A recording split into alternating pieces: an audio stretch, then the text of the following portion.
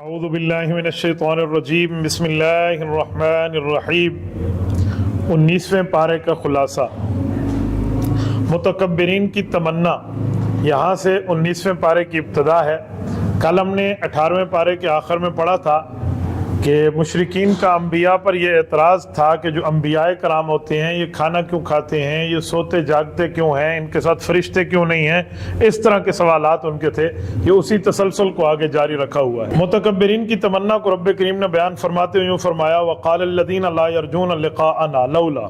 اس آیت میں اللہ تعالیٰ فرماتے ہیں کہ جن لوگوں کو ہم سے ملنے کی امید نہیں ہے، یعنی وہ قیامت کو نہیں مانتے، ان لوگوں کا کہنا ہے وہ نبی پاک علیہ السلام کی اس لیے بات نہیں مانتے، وہ کہتے ہیں یا فرشتہ آسمان سے اتر کے آئے وہ ہمیں سمجھائیں یا براہ راست ہم سے اللہ جل شانہ گفتگو کرے تب ہم نے بات ماننی ہے۔ تو حضور پاک علیہ السلام کو فرمایا جا رہا ہے کہ آپ انہیں بتا دیں جس دن فرشتے آپ نے دیکھ لیے نا، آپ کو لگ پتا جائے گا، فرشتے تو پکڑ کے آپ کو دوزخ میں ڈالنے والے ہیں جو ترتیب آپ کی ہے، لہٰذا اس طرح کے لاڈلی امنگیوں کی ترجمانیوں کو چھوڑ دو۔ اگلی آیت میں مشرکین کی حسرت اور ندامت کو بیان کیا کہ مشرک کل قیامت میں اپنی انگلیوں کو کاٹتے ہوئے کہے گا اے کاش میں فلاں کو دوست نہ بناتا۔ یہ ایک خاص مشرک کے بارے میں آیت اتری ہے، وہ شخص جس کا نام ہے عقبہ بن ابی معیط۔ یہ بوڑھا آدمی تھا، سردار تھا اور بڑا سرکش تھا۔ اس بندے کی بڑی دوستیاں بھی تھی مکہ مکرمہ میں، اور یہ شخص حضرت ابوبکر صدیق رضی اللہ عنہ پہ بھی ظلم کر چکا ہے اور رسول اللہ صلی اللہ علیہ وآلہ وسلم کے اوپر بھی ظلم کر چکا ہے۔ لیکن ایک وقت آیا آپ علیہ السلام نے اس کو دعوت دین دی تو اس نے کہا جی میں ماننے کے لیے تیار ہوں، بس میں ایمان لا رہا ہوں، بظاہر تو اس نے کہہ دیا۔ جب یہ تھوڑی خبر پھیلی اور امیہ بن خلف ایک بے ایمان تھا جس کے بارے میں حضرت شیخ زکریا رحمۃ اللہ علیہ نے فضائل اعمال کے اندر واقعہ لکھا ہے کہ نبی علیہ السلام نے ایک برچھا صحابی سے لے کر اس کو مارا تھا اور وہ اونٹ کی طرح چیخ رہا تھا، وہ اس کا دوست تھا۔ اس نے کہا واہ آخر میں آگے ایمان لا رہے ہو، ساری زندگی ہمارے ساتھ بت پرستی کی ہے اور اب بت غلط ہو گئے ہیں، لہذا تیری میری یاری یہی ہے، دوستی کا تقاضا یہ ہے کہ تو یہ تعلق رسول اللہ صلی اللہ علیہ وسلم سے چھوڑ دے۔ اس نے کہا جی بہت اچھا، بس مجھے بھی کسی دوست کی ٹیک چاہیے، آپ نے بتا دیا لہذا میں نے ان سے دوستی چھوڑ دی۔ اس پر قرآن کریم کی آیت اتری کہ قیامت کے دن یہ شخص اپنی انگلیوں کو کاٹے گا، ندامت، حسرت، افسوس، کف افسوس پلتے ہوئے یہ کہے گا اے کاش میں اس فلاں کو اپنا دوست نہ بناتا اور رسول اللہ صلی اللہ علیہ وسلم کے راستے کو اپنا لیتا۔ اس کے اگلی آیت میں وقال الرسول یا ربی، اس میں نبی پاک صلی اللہ علیہ وسلم کا شکوہ اللہ کی دربار میں پیش کیا گیا ہے، اور وہ شکوہ بتایا گیا ہے کہ نبی پاک صلی اللہ علیہ وآلہ وسلم جو ہے اللہ تعالیٰ کے دربار میں ایک بات ارشاد فرمائیں گے، اور قیامت میں وہ رب کے دربار میں یوں فرمائیں گے اپنی قوم کی شکایت کرتے ہو کہ اے میرے پروردگار میری قوم نے قرآن کریم کو چھوڑ دیا تھا۔ یہاں قوم سے مراد اصل میں تو کافر قوم ہے، لیکن اس بات میں مسلمانوں کو بھی بالکل چھٹی کے انداز میں آگے بھاگ نہیں جانا چاہیے، بلکہ قرآن کریم کے لیے ہمیں پڑھنا بھی چاہیے، سمجھنا بھی چاہیے، عمل بھی کرنا چاہیے، ورنہ اس شکایت میں ہم لوگ بھی داخل ہو جائیں گے۔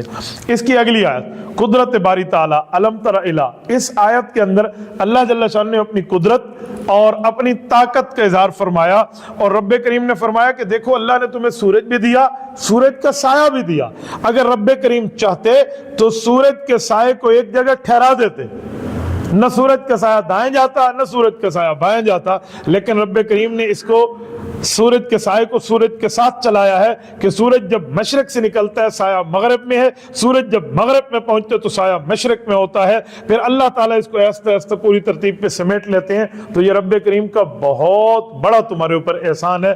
اس میں اللہ تعالیٰ کی قدرت کی بات بیان فرمائی۔ کل ما اسألکم علیہ، اس آیت میں دینی امور پر اجرت لینے اور نہ دینے کی بات فرمائی۔ نبی پاک علیہ السلام نے کفار کو فرمایا کہ میں جو تمہیں دعوت دے رہا ہوں، تبلیغ کر رہا ہوں، تعلیم دے رہا ہوں، شریعت بتا رہا ہوں، اس پر میری کوئی تنخواہ تم سے مقرر نہیں ہے، یا میں نے کوئی منتھلی آپ سے نہیں لینا، یا مجھے آپ نے کوئی اجرت نہیں دینی کہ میں اس لیے آپ کی جو ہے نا یہ دینی باتیں سمجھا رہا ہوں، بلکہ الا ماشاء اللہ، اجرت تو مجھے رب دے گا، بدلہ تو مجھے رب دے گا، احسان کا معاملہ تو رب کریم کے یہاں ہے، اس نے مجھے دینا ہے، تم لوگوں سے تو میں نے کچھ بھی نہیں لینا، یہ بات فرمائی۔ لیکن یہاں ایک بات ذہن میں رکھیں، یہ کفار کو فرمایا ہے کہ تم سے اجرت میں نے کوئی نہیں لینی۔ حضور علیہ السلام نے اجرت مسلمانوں سے بھی نہیں لینی، لیکن اہل اسلام نے دل کھول کے نبی پہ خرچ کیا ہے۔ اہل اسلام نے دل کھول کے اتنا خرچ کیا ہے کہ نبی پاک علیہ السلام نے اعلان نبوت سے پہلے تجارت فرمائی ہے، اعلان نبوت کے بعد حضور نے تجارت فرمانے کے لیے کبھی بازار کا سفر نہیں فرمایا، کبھی کسی جگہ حضور تشریف نہیں لے گئے۔ کیوں؟ گھر میں حضرت خدیجہ نے اور باہر میں حضرت ابو بکر نے اپنے مالوں کے دروازے رسول اللہ پر کھول دیے تھے۔ ان لوگوں نے نبوت پر دل کھول کے، ان سمیت کئی صحابہ نے خرچ کیا ہے۔ میری بات کا مطلب یہ ہے کہ نبی پر خرچ کرنا یہ اجرت نہیں ہے، بلکہ اپنے نامہ اعمال کو سفید کرنا ہے۔ سیاہ نامہ اعمال بندے کا ختم ہوگا، سفید نامہ اعمال ہوگا کہ وہ سب سے افضل پیسہ ہے اس دھرتی پہ جو وقت کے نبی پہ خرچ ہو جائے۔ وقت کے نبی پہ خرچ ہونا اس دھرتی کی افضل ترین پیسوں میں ایک پیسہ ہے۔ اور علماء نے یہ بات بھی لکھی ہے کہ جب نبوت نہیں ہے تو پھر نبوت کے ورثاء ہیں۔ مثلا حافظ قرآن حفظ میں نبی کا وارث ہے، قاری قرآن قرات میں نبی کا وارث ہے، اسی طرح عالم قرآن علم میں نبی کا وارث ہے، اسی طرح مفتی شریعت کے افتاء میں نبی کا وارث ہے، محدث حدیث میں نبی کا وارث ہے، مفسر تفسیر میں نبی کا وارث ہے، اور فقیہ فقہ اور سمجھ میں نبی کا وارث ہے۔ تو ان ورثاء پہ خرچ کرنا یہ نبوت پہ خرچ کرنے کے مترادف ہے، اس لیے افضل مال یہی ہے۔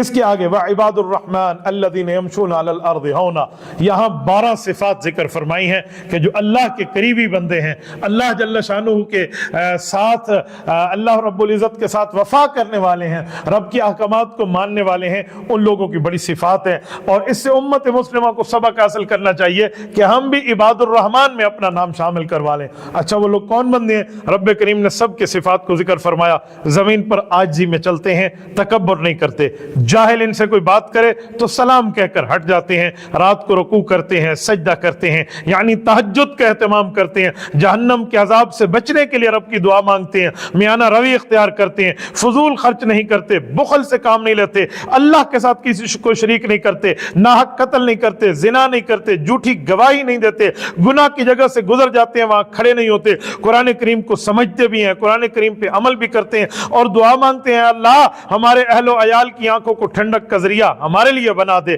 ہمیں متقین کا امام بنا دے۔ یہ وہ صفات ہیں جو عباد الرحمن اللہ نے فرمایا میرے بندوں کی ہیں، لہٰذا ان صفات کو اللہ تعالی ہمیں اپنانے کی توفیق عطا فرمائے۔ اگلی آیات میں عباد الرحمن کے اوصاف اپنانے کا نتیجہ کہ جب بندہ یہ کام کرے گا تو رب کریم کے یہاں سے ہمیں کیا اجر ملے گا، وہ اللہ جل شانہ فرماتے ہیں اولئک کی آیت میں فرمایا عباد الرحمن کے اوصاف کا نتیجہ یہ ہے کہ جنت میں ان کو بلڈنگز ملیں گی، بالا خانے ملیں گے، جنت میں ان کے باقاعدہ گھر بنے ہوئے ہیں، اور وہ گھر، کالونیاں، ٹاؤن شپ ان کے لیے اللہ تعالیٰ ان کو عطا فرمائیں گے، اور بنے بنائے گھر، اس میں ان کے سرونٹ، ان کے نوکر، ان کی خدمت گزار، ان کی 70 ہزار بیویاں جنہیں حوریں کہتے ہیں کہ اگر وہ پانی پئیں تو اتنی خوبصورتی میں ان کی گردن سے پانی گزرتے ہوئے نظر آئے، نہ ان میں کوئی بدبو ہو، نہ ان میں کوئی لڑائی ہو، نہ ان میں کوئی غصہ ہو، نہ ان میں کوئی منہ بنانا ہو، نہ ان میں کوئی نافرمانی ہو، نہ ان میں خاوند کا دل دکھانا ہو، نہ خاوند کو ٹینشن دینا ہو۔ یہ ساری چیزوں سے ہٹ کے اللہ تعالیٰ جنت کی ان کو حوریں عطا فرمائیں گے، اور یہ معاملہ ان لوگوں کا ہے یہ جو ان 12 صفات کو اپنانے والے ہیں اور اللہ تعالیٰ کی فرما برداری کرنے والے ہیں۔ اللہم اجعلنا منہم۔ اس کے آگے سورۃ الشعراء ہے، اس کو شعراء شاعر کی جمع ہے۔ اب شعراء کیوں کہتے ہیں؟ اس سورت کے آخر میں شعراء کا ذکر ہے، وہ میں انشاءاللہ آپ کی خدمت میں رکھوں گا۔ نبی پاک صلی اللہ علیہ وسلم کی کڑھن سے اللہ تعالیٰ نے اس سورت کو شروع فرمایا۔ اب کڑھن کیا ہے؟ فرمایا لعلک باخع نفسک۔ نبی پاک علیہ السلام اگر یہ کافر ایمان نہیں لاتے اور یہ آپ کی بات کو نہیں مانتے تو آپ دعا کر کر کے اپنے دل میں اتنی کڑھن ڈال دیں گے کہ آپ ان کے لیے اپنی جان کو ختم کر دیں۔ محبوب ہم یہ کام مت فرمائیے، بس آپ نے مانگ لیا، ان تک پہنچا دیا، بتا دیا، سمجھا دیا، سنا دیا، بس کام پورا ہو گیا۔ آگے ان کے لیے اپنی جان کو خدا نہ خواستہ اتنی تکلیف میں ڈالنا کہ بندہ اپنی جان ہی ختم کر بیٹھے، فرمائے یہ کام مت فرمائیے، بس آپ کے ذمہ پہنچانا ہے۔ اس کے آگے حضرت موسیٰ علیہ السلام کی بات کو شروع فرمایا۔ اذ نادا ربک موسیٰ، اس آیت میں حضرت موسیٰ علیہ السلام کی بات کیا تھی؟ حضرت موسیٰ علیہ السلام کو رب نے فرمایا میں نے آپ کو نبوت دی ہے، فرعون کے پاس جائیے اور تبلیغ کیجیے۔ حضرت موسیٰ علیہ السلام نے یہاں اللہ سے ایک درخواست کی کہ یا اللہ میں نے وہاں ایک آدمی کے ساتھ دیتے ہوئے ایک دوسرے آدمی کو جو مکہ مارنے کے لیے صرف ایک مکہ مارا تھا اور وہ مر گیا تھا، اور وہ سمجھتے ہیں یہ ہمارا قاتل ہے، حالانکہ میں نے تو اسے ایک مکہ ہی مارا، ایک گھونسا اس کو لگا اور کافر مر گیا، اس کی تو موت سر پہ آئی کھڑی تھی، سب نے مجھے قاتل کہہ دیا۔ اب میں اکیلا فرعون کے دربار میں جاؤں گا، ہو سکتا ہے مجھ سے الجھ پڑے، اگر الجھ پڑے تو میں کیا کروں؟ اے موسیٰ آپ چاہتے کیا ہیں؟ اے اللہ میں چاہتا ہوں ہارون اخی اشدد بہ ازری، اللہ میرے بھائی ہیں حضرت ہارون، इनके साथ मेरी कमर को मजबूत करें, यानी इन्हें भी नबूवत अता करें। रब ने फरमाया मूसा आपने मांगा आपने दे दिया, लिहाजा हारून आपको आपके साथी भी हैं, आपके साथ नबूवत भी उन्हें मिली है, आप दोनों जाएं और जाकर फिरौन से बात करें। अगली आयत में ये है। उससे अगली आयत में वतलु अलैहिम नबा इब्राहिम में हजरत इब्राहिम अलैहिस्सलाम का वाकया है कि इब्राहिम अलैहिस्सलाम ने अपनी कौम को दावत दी और कौम को कहा कि अल्लाह की बात मानो, तो कौम ने बुतों की तरफ इशारा करके कहा कि जो हमारे कमरे भरे हुए हैं, हमने अपने माबद खाने बनाए या बुतों को हम सजदा करते हैं, ये हमारे खुदा कहाँ जाएंगे अगर हम अल्लाह की इबादत करने लग जाएं। तो हजरत इब्राहिम ने सवाल किया, ये तुम्हारी बात सुनते हैं, तुम्हें देखते हैं, तुम्हारे साथ नफा नुकसान का मामला करते हैं? उन्होंने कहा जी ऐसा तो कुछ नहीं करते। फरमाया अगर ऐसा कुछ नहीं करते तो ये तुम्हारे खुदा है। अच्छा, कौम लाजवाब हो गई, जवाब नहीं बना, तो अपने नाक बचाने के लिए कहते हैं हमने बाप दादाओं को इनसे पूछते, इनसे मांगते, इनकी प्रस्तश करते देखा है, लिहाजा माँ वजदना अलैहि आबाना, हमारे बाप दादा ने काम किया था इसलिए हम इसकी बात मान रहे हैं। तो इब्राहिम अलैहिस्सलाम ने फरमाया मेरा रब फरमाता है ये तुम्हारे दुश्मन है, ये तुम्हारे माबूद नहीं है। कहिए वो तुम्हारे दुश्मन कैसे हैं? फरमाया इन्हीं की वजह से तुम जहन्नम जाओगे, ये तुम्हारे दुश्मन है, तुम्हें जलील कर रहे हैं, लिहाजा इससे बच जाओ। अगली आयत में रसूलुल्लाह सल्लल्लाहु अलैहि वसल्लम की कुर्बानी और हुजूर के रुतबे को जिक्र फरमाया, व इन्नहु लतंजीलु रब्बिल आलमीन नज़ल बिहिर रूहुल अमीन अला क़ल्बिका लितकून मिनल मुनज़िरीन। अल्लाहु अकबर। फरमाया जिस कुरान को पहाड़ नहीं उठा सका, जमीन और आसमान नहीं उठा सके कि हम इसे वसूल कर पाए, इस कुरान को रब ने उतारा जिब्राइल के जरिए, तो मोहम्मद मुस्तफ़ा सल्लल्लाहु अलैहि वसल्लम के दिल ने उसको उठाया है। इससे पता चला हमारे नबी पाक सल्लल्लाहु अलैहि वसल्लम के दिल में रब ने वो ताकत, कुव्वत, हिम्मत, शकत और पावर रखी है जो न दुनिया के पहाड़ों में है, न दुनिया के आसमानों में है, न दुनिया की जमीनों में है। लितकूना, ऐ नबी अब बन जाए क्या? मुनज़िरीन, लोगों को डराने वाले, शरीयत की बात समझाने वाले, आपके दिल पर उतारा अला क़ल्बिक। तो हुजूर के दिल में अल्लाह ने ताकत रखी है। अब नबुव्वत के दिल में कुरान क्यों उतरा?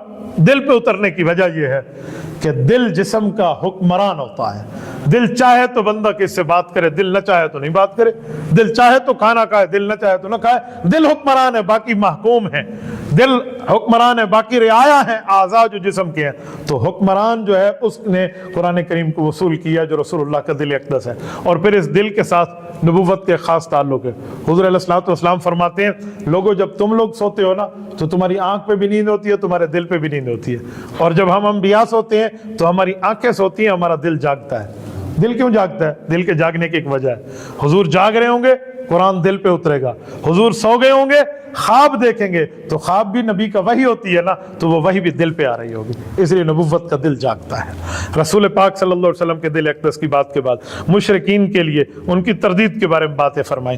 फिर मैंने कहा इस सूरत का नाम सूरत शुअरा है, तो अल्लाह शुअरा की बात फरमाते हैं, वश्शुअरा यत्तबिहुमुल गावून। कुरान करीम कहते हैं शुअरा जो अक्सर है ना, ये तमाम के तमाम शायरीन अक्सर जो हैं ये शैतान के पैरोकार हैं। फरमाया क्यों, वजह क्या है? रब्बे करीम ने फरमाया शुअरा जो पीछे गुमराह लोगों के चलते हैं, अक्सर शायरी ख्याली दुनिया में करते हैं, ख्याली वादियों में भटकते हैं, जो कहते हैं वो करते नहीं, जो करते हैं वो कहते नहीं है, तखय्युलाती चीज में बैठे होते हैं, लिहाजा इनका कोई हाल वाल नहीं है। इसलिए शुअरा की मजम्मत बयान फरमाई, तो सूरत का नाम सूरत शुअरा रखा। लेकिन यहाँ एक बात समझने की है, कोई शायर अहले ईमान हो, शरीयत की बात करे, नबुव्वत की बात करे, इस्लाम और दीन की बात करे, तो वो इससे मुस्तस्ना है, उसकी बात नहीं हो रही, क्योंकि शुअरा में हजरत हसन इब्न साबित रज़ी अल्लाह तआला अन्हु सहाबी का भी नाम आता है। इससे अगली सूरत सूरतुन नमल है।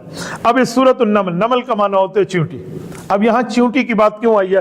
क्योंकि इस सूरत की आयत नंबर 18 में चींटी का नाम भी आया है और चींटी का जिक्र भी आया। वो चींटी कौन थी, क्या कहती थी, क्या मामला था उसका, आइए उसी की तरफ चलते हैं। लेकिन मैं शुरू सूरत को करने लगा हूँ। रब्ब करीम ने वइज़ क़ाल मूसा लिअहलिही इन्नी आनस्तु नारा से शुरू फरमाया कि मूसा अलैहिस्सलाम को नबुव्वत मिली कैसे, उसका वाक़या क्या है। फरमाया मूसा अलैहिस्सलाम मदियन से वापस तशरीफ फरमा रहे थे, वापस आ रहे थे, विद फैमिली तशरीफ ला रहे थे। सर्दी थी, मूसा अलैहिस्सलाम को आग की जरूरत महसूस हुई। करीब में आग नहीं थी, कोहे तूर पे दूर से आग जलती हुई नजर आई। अच्छा वो आग नहीं थी, वो नूर था, नजर आग आ रही थी। हजरत मूसा अलैहिस्सलाम वहां गए, घर वालों का मैं वहां से आग लाता हूँ, जरा आप आराम फरमाइए। वहां हजरत मूसा अलैहिस्सलाम तशरीफ ले गए तो देखा कि न पत्ते जल रहे हैं, न टहनियां जल रही हैं, न शाखें जल रही हैं, और आग निकल रही है, तो अल्लाह का नूर था। रब्बे करीम ने फरमाया ए मूसा میں آپ کا خدا ہوں, میں ہر چیز پر غالب ہوں, حکمت والا ہوں, میں نے تمہیں نبوت کے لیے چن لیا ہے,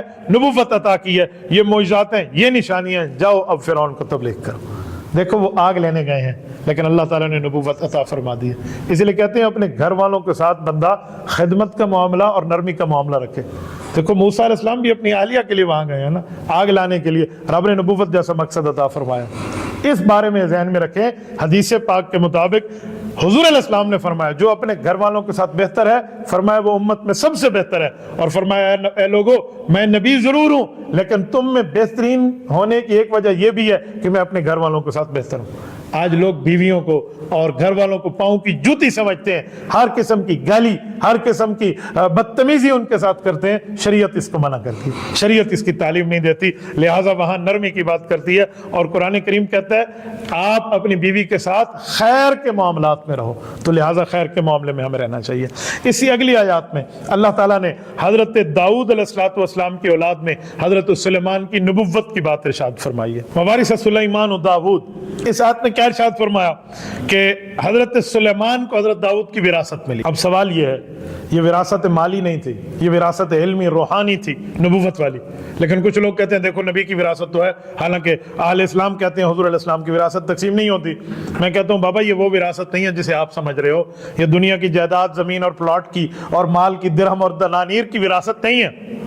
بلکہ اگر یہ مال کی وراثت ہوتی تو داؤد علیہ السلام کے 19 بیٹے تھے, 19 بیٹوں میں 18 کو تو نہیں ملا, ایک حضرت سلیمان کو ملا. کیوں؟ پتہ چلا یہ نبوت کی علمی وراثت ہے, نبوت میں وارث بنے ہیں, اللہ جل شان نے ان کو یہ عطا فرمائی ہے. باقی انبیاء کی کوئی علمی وراثت ہوتی ہے, مالی وراثت نہیں ہوتی. نبی کوئی مال چھوڑ کر بھی دنیا سے جائے تو امت کے لیے صدقہ بن جاتا ہے. اس کے آگے جو ہے علمنا منطق الطیر, یہ پرندوں کی بولیوں کی بات ارشاد فرمائی کہ حضرت سلیمان علیہ السلام کو نبوت بھی دی, باقی علوم بھی دیے, پرندوں کی زبانیں بھی دی. ہر پرندے سے, مینا سے, چڑیا سے, ہدہد سے, لالی سے, کوے سے, اسی طرح جو ہے نا کیا کہتے ہیں وہ طوطے سے, باقی جتنے پرندے ان سے ان کی زبان میں بات کرنا.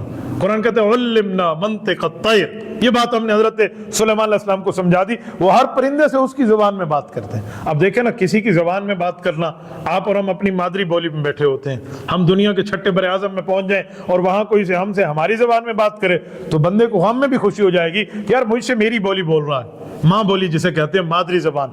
تو حضرت سلیمان علیہ السلام بیٹھے ہوتے تو یہ جو آتے نا تو ان سے حضرت سلیمان علیہ السلام پرندوں سے پرندوں کی زبان میں بات کرتے تو خوشی سے ساتھ بیٹھ جاتے. بلکہ لکھا ہے کہ لشکر سلیمان جب چلتا تو پرندے بھی اپنے آپ کو اس لشکر کا حصہ سمجھ کے ساتھ چلتے تھے. یعنی اللہ تعالیٰ نے ان کو یہ معجزہ عطا فرمایا تھا. یہاں جو بات کرنے کی ہے وہ یہ ہے کہ سلطنت سلیمانی میں ایک واقعہ ہوا. واقعہ یہ تھا حضرت سلیمان علیہ السلام نے پورا نظم و ضبط برقرار رکھنے کے لیے سب پرندوں کو اپنے پاس حاضر ہونے کا حکم دیا. ساری مخلوقات میں سارے آ گئے پر ایک پرندہ نہیں آیا, اس کا نام ہے ہدہد. ہوا یہ حضرت سلیمان علیہ السلام گزرنے لگے اور وہاں پہ میٹنگ ہے. جب وہاں پہ پہنچے تو راستے میں گزرتے ہوئے ایک وادی سے گزرے ہیں تو وہاں اب سورت کا نام سنیں جو سورت النمل ہے. وہاں ایک بڑی چیونٹی تھی, اس نے باقی چیونٹیوں کا اندر بلوں میں گھس جاؤ. انہوں نے کہا کیوں؟ کہا بلوں میں نہیں گھسو گی نا, یہ سلیمان علیہ السلام کا لشکر آ رہا ہے, ان کے ساتھ ہر طرح کی مخلوق ہے, انہوں نے جانے انجانے میں تمہیں رگیڑ دینا ہے, تم نے نہیں بچنا, لہٰذا اپنے اپنے بلوں میں گھس جاؤ, تمہارا کوئی اتا پتہ نہیں چلے گا کہ تم کہاں پہنچے اور کہاں نہیں پہنچے. انہوں نے کہا جی بہت اچھا. وہ ساری اپنی بلوں میں گھس گئی. جب وہ اندر گھس گئی تو حضرت سلیمان علیہ السلام وہاں سے تشریف لے گئے. اب سمجھیے اس چیونٹی نے بات کی تھی, چیونٹی کو نمل کہتے ہیں, تو اس نمل کا نام اللہ تعالیٰ نے قرآن کریم میں ذکر فرما دیا اور پوری سورت ان کے نام پہ دے دی. اب آگے گئے تو تفقد الطیر, آگے جا کر اللہ تعالیٰ کے نبی نے ان کی پوری حاضری لی, جتنے وہاں پرندے بیٹھے تھے. اب سارے پرندے حاضر ہیں لیکن انہوں نے فرمایا کیا ہو گیا یار, ہدہد نظر نہیں آ رہا, ہدہد کہاں پہنچا؟ ہدہد کی ہم نے حاضری منگوائی تھی, ہم کان من الغائبین, کہاں چھپ گیا, کس جگہ غائب ہو گیا, ہدہد تو ہمیں نظر نہیں آ رہا. اب ہدہد حاضری میں نہیں تھا تو حضرت سلیمان علیہ السلام نے فرمایا اچھا اس کو آنے دو, یا تو یہ وجہ دے گا, ریزن دے گا, اور سالڈ ریزن ہوگی کہ کہاں گیا تھا. اگر یہ وجہ نہ دے پایا نا لأذبحنہ, پھر میں اس کی گردن اس کے سر سے جدا کروں گا اور اس کو ذبح کروں گا اور آپ دیکھ لینا. کہا جی بہت اچھا, سخت سزا دوں گا. آ گیا.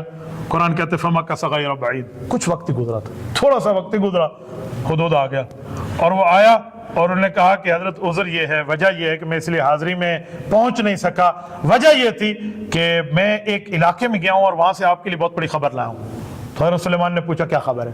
انہوں نے کہا جی میں ایک جگہ گیا، وجئتک من سبا بنبأ یقین، وہاں ملک سبا ہے، وہاں ملکہ سبا کا معاملہ ہے، وہ ایک عورت ہے، حکمرانی کر رہی ہے، رعایا ہے، اس کی سلطنت ہے، لیکن وہ لوگ سورج پرست ہیں، مشرک ہیں، وہ ایمان والے نہیں ہیں، اور وہاں ان کا یہ معاملہ ہے۔ تو نے کہا جی اچھا یہ بات آپ کرنا چاہ رہے ہیں؟ اب حضور نے کہا حضرت اس کا بہت عالی شان اور بہترین شاندار ماجبین دل نشین اور جو ہے نا خوبصورت سا اس کا تخت بھی ہے، اور ایسا تخت تو میں نے کہیں بھی نہیں دیکھا۔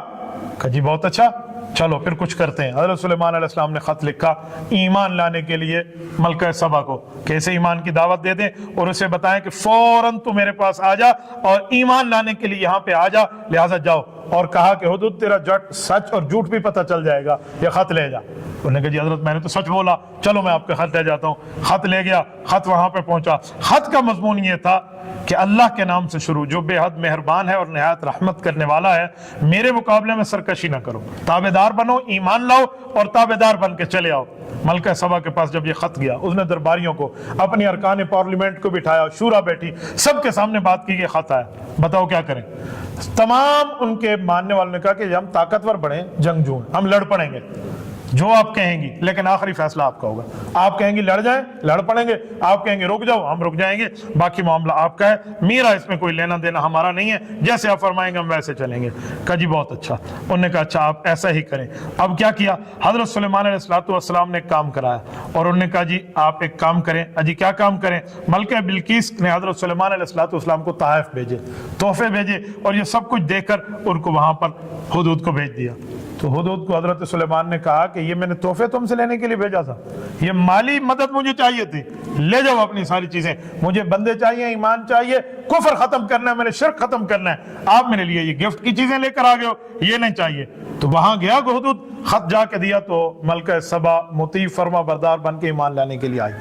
اتفاق دیکھیں، وہ آ رہی ہے، اس دوران حضرت سلیمان علیہ السلام نے فرمایا کوئی ایسا کیا جائے جو انہونی بات ہو۔ کہ جی کیا ہو؟ آصف بن برخیہ وہاں بیٹھا ہے، ان کے وہ ہے دربار کا ایک درباری ہے، ان کا صحابی ہے، جانشین ہے، اور اللہ تعالیٰ نے اسے علم کتاب عطا فرمایا، اس کے ذریعے اس کے اسی تخت کو اٹھوا لیا۔ ابھی ملکہ سبا پہنچی نہیں ہے، اس کا تخت یہاں آ گیا، اور جب ملکہ سبا حضرت سلیمان کے پاس پہنچی تو تخت ان کے پاس پہلے آ چکا تھا۔ اس نے آ کے دیکھا کہ میرے تخت کو کیا ہو گیا، کیا معاملہ ہے بھائی؟ تو بڑی حیران و پریشان و سرگردان رہ گئی۔ وہاں اس نے کلمہ پڑھا، اور کلمہ پڑھ کے ایمان لے آئی، اللہ تعالیٰ کی فرما برداری میں ہو گئی۔ اگلی آیت میں، اسی پارے کی آخری آیت میں توحید پر ایک خطبہ اللہ تعالیٰ نے ارشاد فرمایا ہے، قل الحمد للہ وسلام علی عبادہ الذین اصطفیٰ۔ اس آیت میں رب کریم نے گزشتہ انبیاء کے واقعات کو، قصص کو بیان فرما کر آخر میں یہ فرمایا کہ خطبہ کے آداب یہ ہیں، اللہ کی حمد و ثنا ہو اور اللہ کے منتخب بندوں پر سلام ہو، اس کے ساتھ پھر توحید کی بات ہو، اور پھر بتایا جائے لوگوں جن کی پرستش تم کرتے ہو، تمہارے معبودان باطلہ، یہ بہتر ہے یا اللہ جل شانہ بہتر ہے کہ اس کو تم نے اپنے ساتھ شریک بنا رکھا ہے؟ یہ بات فرما کر رب کریم نے 19ویں پارے کو ختم فرمایا ہے۔ یہ کل خلاصہ تھا چند آیات کا جھلکیوں کی شکل میں جو میں نے آپ کے سامنے رکھا۔ اللہ پاک ہمیں عمل کی توفیق عطا فرمائے۔ وآخر دعوانا ان الحمد للہ رب العالمین۔